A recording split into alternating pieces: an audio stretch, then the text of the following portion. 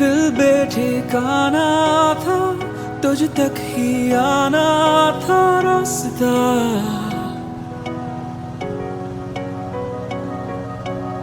लफ्जों में कह पाए ना तेरी मेरी वो दास्तां।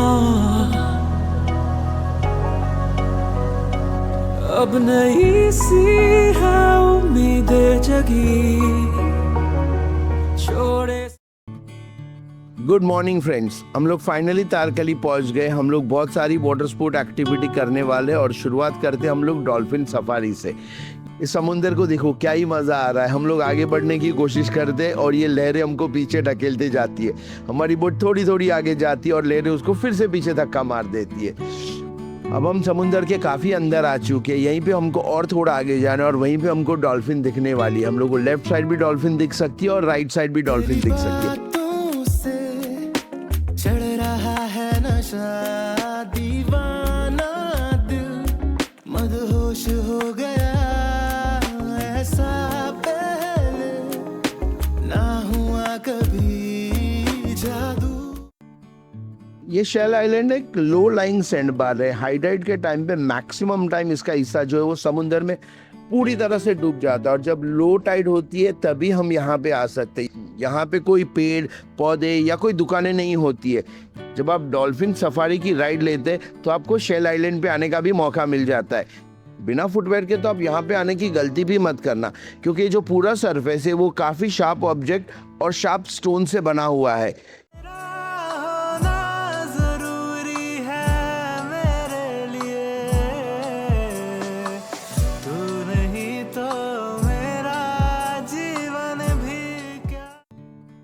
अब हम लोग जा रहे हैं रॉक गार्डन देखने के लिए। एक पत्थरों का आइलैंड है।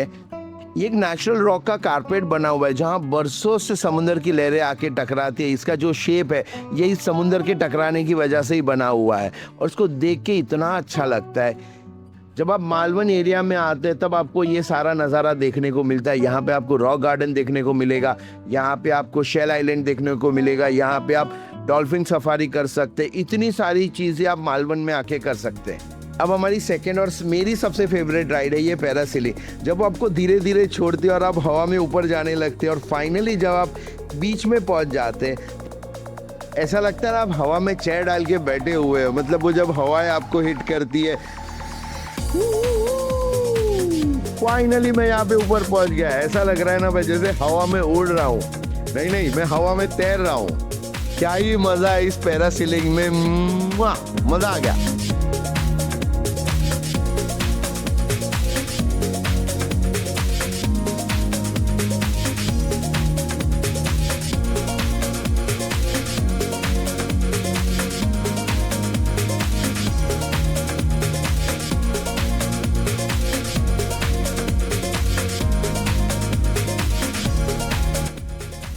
मेरी वाइफ अभी जेट स्की के लिए गई। हम बाइकर्स लोग को हमेशा ऐसा लगता है कि काश हम लोग समुंदर में भी बाइक चला सकते तो मजा आ जाता। अगर आप चाहते कि आप समुंदर में भी बाइक चलाए तो उसका इजी ऑप्शन है jet ski.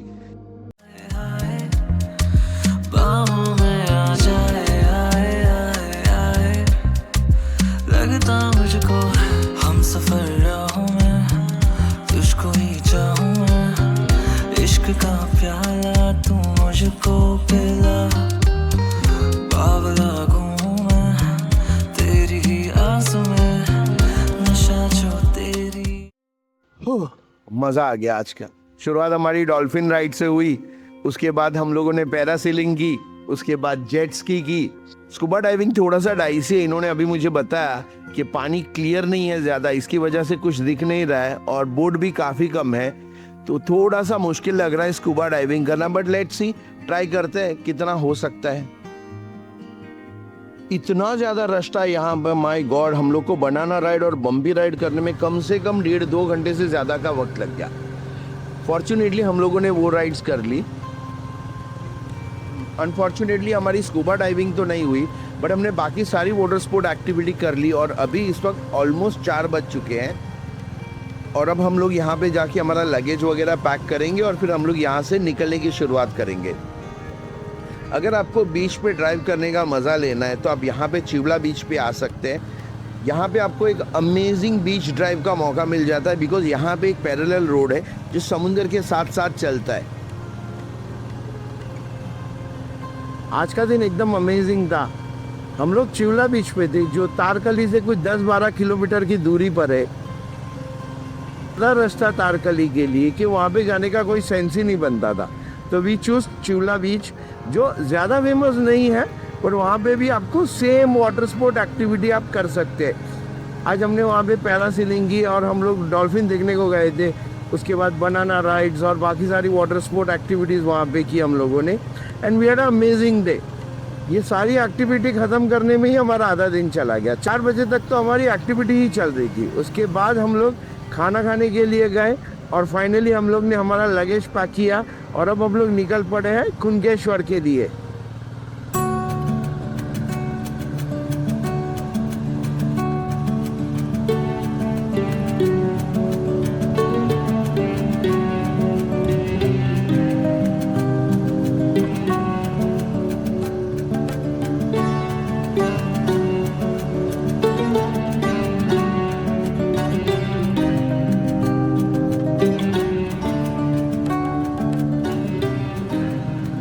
Now we are going back to home. अब घर की याद आ रही है। आज हमारा टूर का चौथा दिन है। एक्चुअल हमारी टूर 5 दिन की थी, लेकिन हम लोगों ने कोस्टल रोड लिया। क्योंकि हम लोगों ने कोस्टल रोड लिया तो हम लोग थोड़े आराम से ही आ रहे थे, तो हमें 1 दिन एक्सटेंड करना पड़ा। तो अब 5 दिन की बजाय हमारी टूर 6 दिन की हो गई है। तो जाने के लिए अब हमारे पास 2 दिन है और इस 2 दिन में हम लोग को तारकली से लेके मुंबई तक का सफ़र तय करना है। सो आज का हमारा स्टे होने वाला है कुनकेश्वर में, जहाँ पे हम लोग आज मंदिर के अभी दर्शन करेंगे और थोड़ा समुंदर का मज़ा लेंगे और उसके बाद हम लोग हमारा डे यहीं पे एंड कर देंगे। तो ये थे हमारे 4 दिन की जर्नी।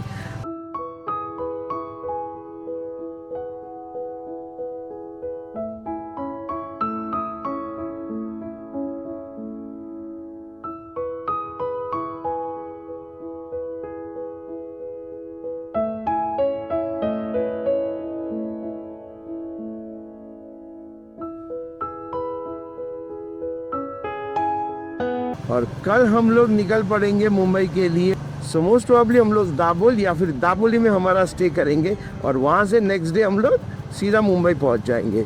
सो आते वक्त हम लोगों ने 3 दिन दिए और जाते वक्त हमको ये सफ़र 2 दिन में तय करना है।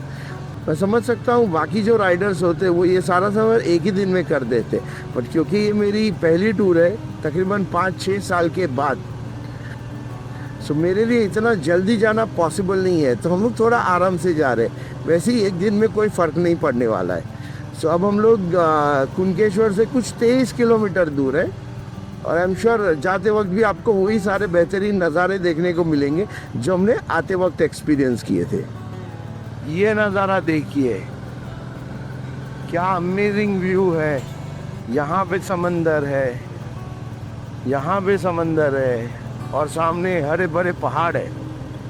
हरे भरे पहाड़ ही कहेंगे, इतनी सारी ग्रीनरी है इन पहाड़ों में।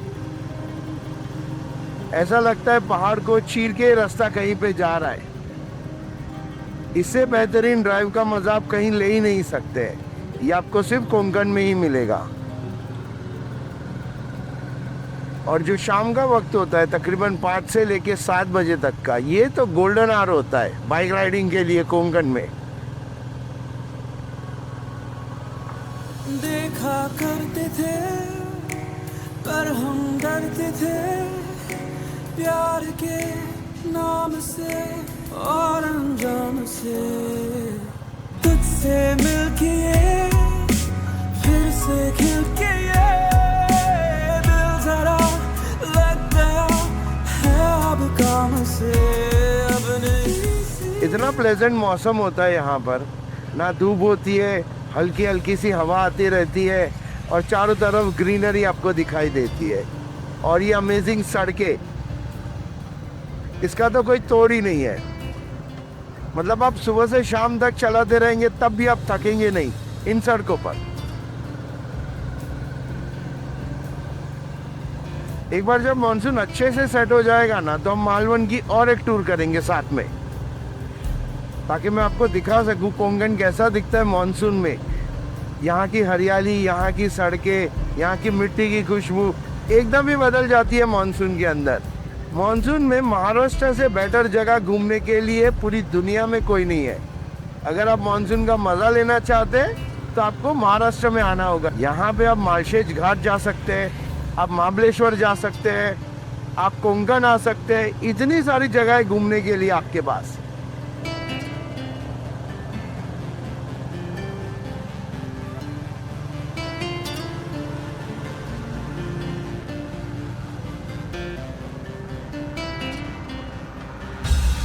ये देखो, ये मज़ा आपको आता है कोंकण में।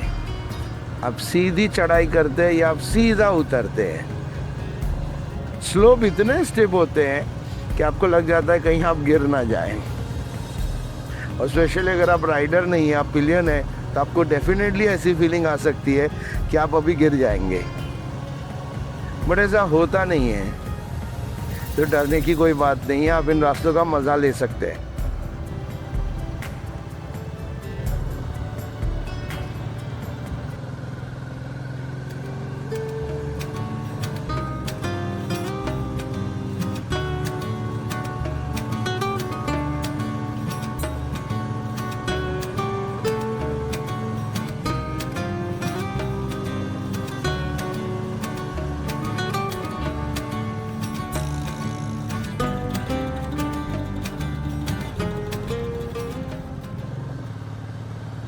तो इस एरिया में आपको काफ़ी सारे बंदर भी देखने को मिल जाते हैं। तो अभी हमारे सामने से एक बंदर उछल कूद करके यहाँ से वहाँ गया। जाते वक्त भी हमने 2-3 बंदर देखे हुए थे जो सड़क के किनारे बैठे हुए थे। तो यहाँ पे बंदर देखना बड़ी आम बात है।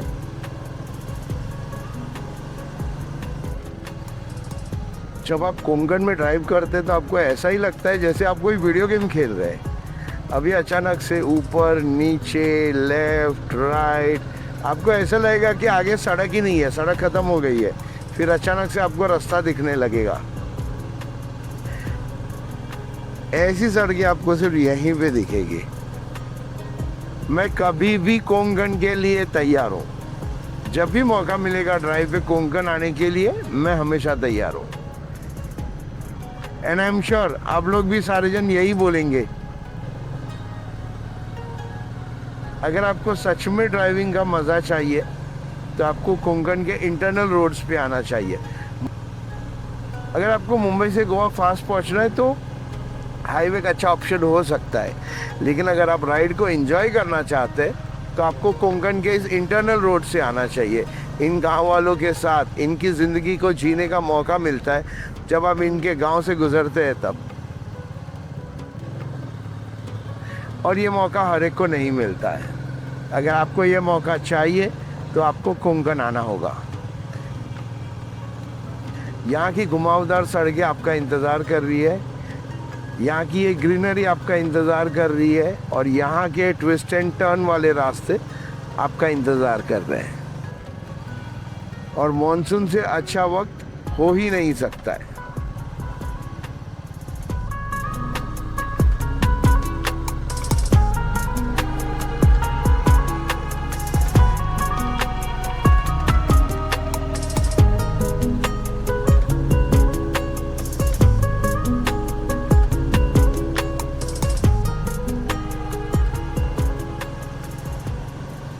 हम लोग होपफुली कुणकेश्वर में सनसेट का मज़ा ले पाएंगे। समुंदर के किनारे सनसेट को देखने का जो मज़ा है वो कुछ अलग ही होता है। वो आप बयां नहीं कर सकते, वो आपको फील करना होता है, और उसके लिए आपको यहाँ आना होगा। और हम लोग फिर से आ गए समुंदर के पास। आई थिंक कुणकेश्वर कुछ अब 4-5 किलोमीटर ही रहा होगा। हाँ, तो 3 मिनट का रास्ता है सिर्फ अभी कुणकेश्वर का। सो हम लोग ऑलमोस्ट पहुंच चुके हैं।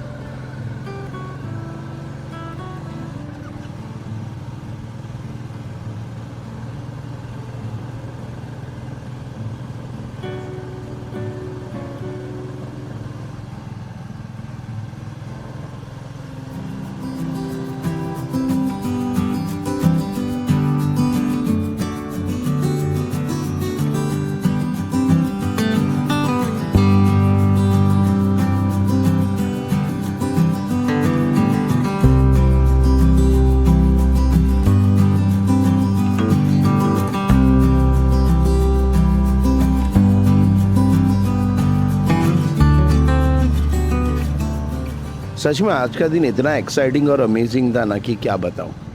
चिवला बीच में जो वाटर स्पोर्ट एक्टिविटी की, वो जो मस्ती की ना, अभी भी एक्साइटिंग फील हो रहा है। वो जेट स्की की राइड, वो पैरासीलिंग, मज़ा आ गया। और चिवला बीच से कुणकेश्वर की जो ड्राइव थी वो तो इतनी अमेजिंग ड्राइव थी। ऐसे घुमावदार रास्ते, एक बाजू पहाड़, एक बाजू समंदर, मतलब वो नज़ारा तो मेरे आंखों में हमेशा के लिए बस गया है। कल सुबह हम लोग फिर से कुणकेश्वर आने वाले हैं। हम लोग मंदिर के दर्शन करेंगे क्योंकि ये एक हिस्टोरिकल मंदिर है और जिसका दर्शन करना अभी भी बाकी है। हम लोग दर्शन करे बगैर तो जाएंगे नहीं। तो सुबह सुबह हम लोग आएंगे, यहाँ पे दर्शन करेंगे और फिर हम लोग हमारी जर्नी को फाइनली किक ऑफ करेंगे। सो एक लास्ट बार हम लोग इस नज़ारे को फिर से देख पाएंगे कल सुबह को। आज रात को हम लोग देवगढ़ में ही रहेंगे, जो यहाँ से तकरीबन 15 मिनट के डिस्टेंस पे है। और उसके साथ हम लोग आज की इस एक्साइटिंग डे को एंड करेंगे। कल का हमारा आखिरी दिन होगा इस कोंकण की खूबसूरती को देखने का, क्योंकि अब हम लोग हाईवे से जाने वाले, जो शायद थोड़े प्लेन, बोरिंग और काफ़ी फास्ट रोड होंगे। सो लेट्स सी, जर्नी अभी ख़त्म नहीं हुई है और एक दिन है हमारे पास। See you tomorrow guys, bye bye.